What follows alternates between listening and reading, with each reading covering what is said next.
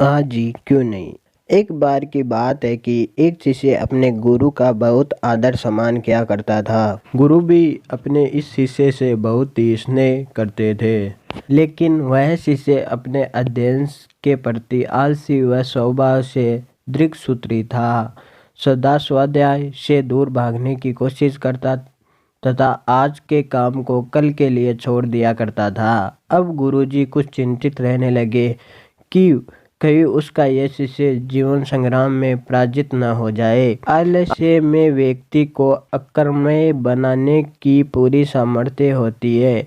ऐसा व्यक्ति बिना परिश्रम के ही फलोपभोग की कामना करता है। वह शीघ्र निर्णय नहीं ले सकता और यदि ले भी लेता है तो उसे कार्यान्वित नहीं कर पाता।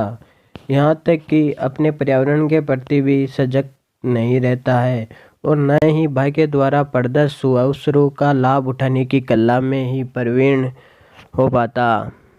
मन ही मन में अपने शिष्य की कल्याण के लिए एक योजना बना ली।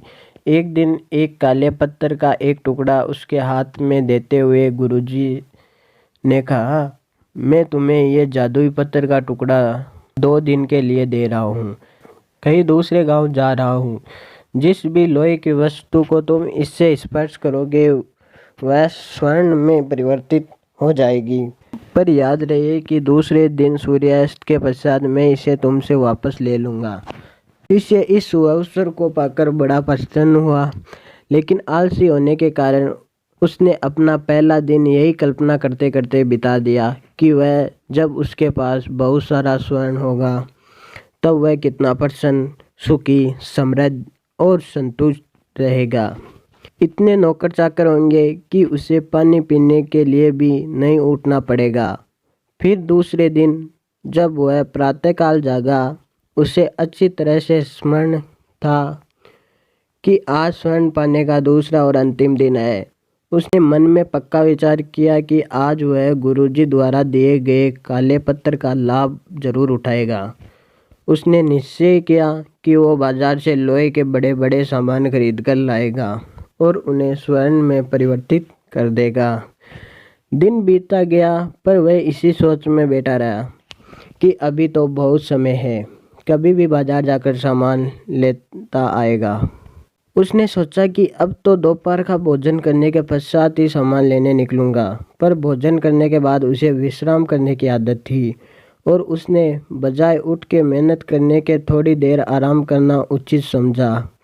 पर आलस्य से परिपूर्ण उसका शरीर नींद की गहराइयों में खो गया और जब वह उठा तो सूर्यास्त होने वाला था। अब वह जल्दी जल्दी बाजार की तरफ भागने लगा, पर रास्ते में ही उसे गुरुजी मिल गए। उनको देखते ही वह उनके चरणों में गिरकर उसे जादुई पत्थर को एक दिन और अपने पास रखने के लिए याचना करने लगा, लेकिन गुरुजी नहीं माने और उस शिष्य का धनी होने का सपना चूर चूर हो गया।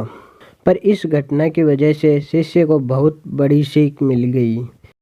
उसे अपने आलस्य से पछतावा होने लगा।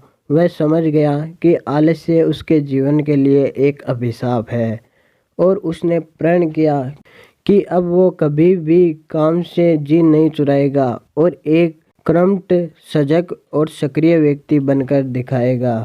मित्रों, जीवन में हर किसी को एक से बढ़कर एक अवसर मिलते हैं, पर कई लोग इन्हें बस अपने आलस्य के कारण गंवा देते हैं। इसलिए मैं यही कहना चाहता हूँ कि यदि आप सफल, सुखी, भाग्यशाली, धनी अथवा महान बनना चाहते हैं तो आलस्य और दृढ़सूत्रता को त्याग कर अपने अंदर विवेक, कष्ट साध्य, श्रम और सतत जागरूकता जैसे गुणों को विकसित कीजिए।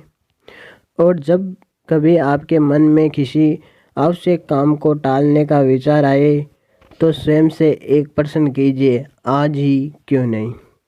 दोस्तों, उम्मीद करता हूँ ये स्टोरी आपको पसंद आई होगी और इस स्टोरी के संबंध में आप सबकी क्या राय है हमें नीचे कमेंट करके ज़रूर बताएं और चैनल पर नए हो तो चैनल को सब्सक्राइब ज़रूर करें।